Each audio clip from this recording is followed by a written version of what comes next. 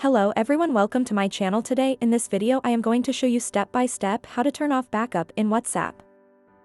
Before starting this video, please subscribe my channel. First of all, you have to open WhatsApp and click on top right 3 dots.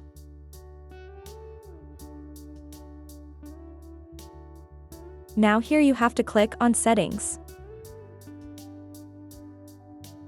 After that you have to scroll down and click on chats.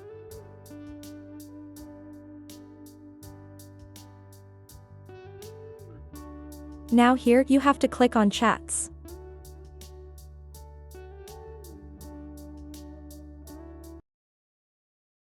Now you have to scroll down here and click on chat backup.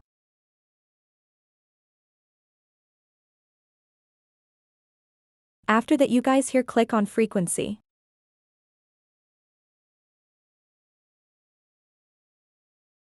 When you click on the frequency, here you have to click on never.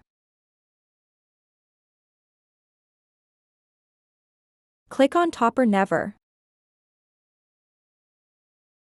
Your automatic backup has now stopped. In this way you can stop backup in WhatsApp.